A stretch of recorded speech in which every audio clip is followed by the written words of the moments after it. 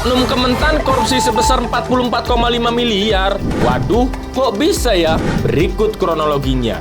Peneliti dari Pusat Kajian Anti Korupsi Universitas Gadjah Mada atau UGM, Zainur Rohman, menilai kasus dugaan korupsi dan pemerasan yang menjerat mantan Menteri Pertanian Syahrul Yassin Limpo membuktikan lemahnya pengawasan di kementerian. Pasalnya, SYL memeras para anak buahnya hingga miliaran rupiah untuk kepentingan pribadi dan keluarganya. Waduh, kalau preman negara mah beda kelas, bos. Di sini problem pengawasannya tumpul, juga tidak ada whistleblowing system atau sistem pelaporan pelanggaran yang berjalan di internal Kementerian Pertanian sampai terakumulasi sedemikian lama dan banyak, baru kemudian meletus menjadi kasus.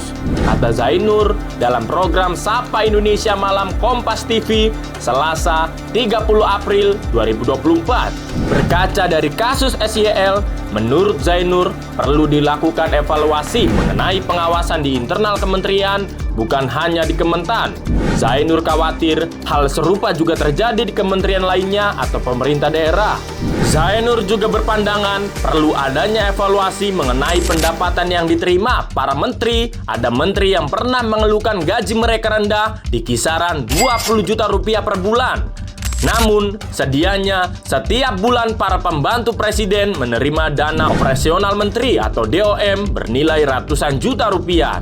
Jika diakumulasikan, dana operasional menteri bisa mencapai miliaran rupiah setiap tahunnya. Jadi, memang ini perlu dilakukan review tentang kesejahteraan bagi menteri, ujar Zainur.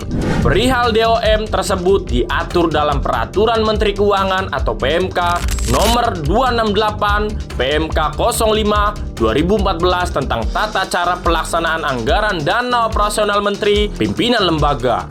Dana operasional itu disebut dapat digunakan secara leluasa oleh menteri sesuai dengan diskresinya, lantaran bersifat sangat fleksibel tanpa perlu pertanggungjawaban yang rigid. Dengan adanya dana operasional ini, Zainur menilai keterlaluan jika SYL memeras anak buah untuk kepentingan pribadi dan keluarga, apalagi pemerasan itu dilakukan secara terang-terangan. Bener apa kata pepatah sih? Sepandai-pandainya tupai melompat, pastinya akan jatuh juga. Biasanya, dalam kasus korupsi ketika transaksi menggunakan idiom-idiom untuk menghindari aparat penegak hukum.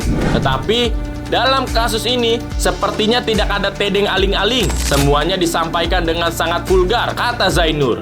Dari atas meminta kepada bawahan, bawahan meminta kepada bawahan lagi, dan kemudian bawahan itu meminta kepada vendor untuk disediakan sejumlah dana.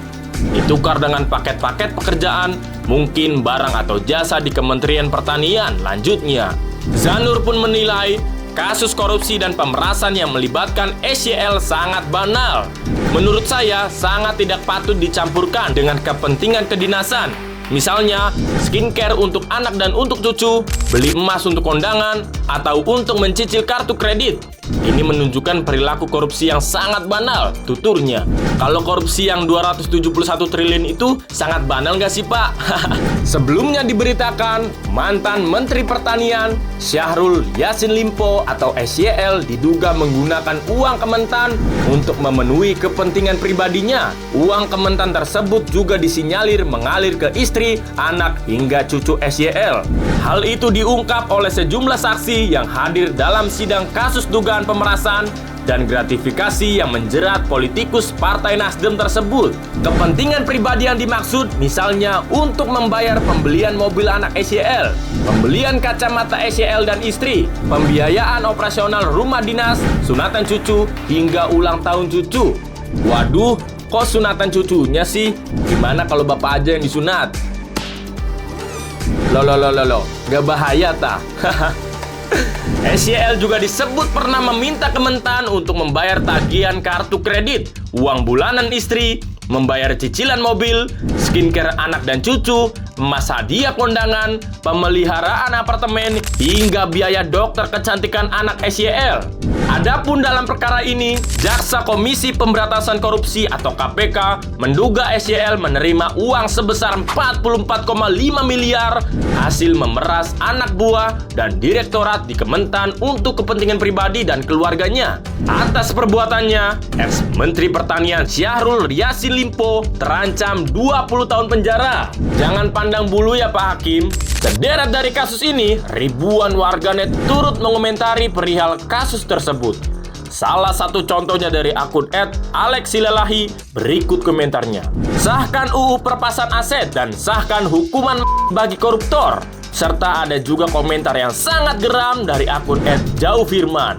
Manusia yang kayak gini hukum saja, bila perlu keluarganya dimiskinkan biar tahu rasa. Dan bagaimana tanggapan kalian tentang kasus tersebut? Jangan lupa komen di bawah guys.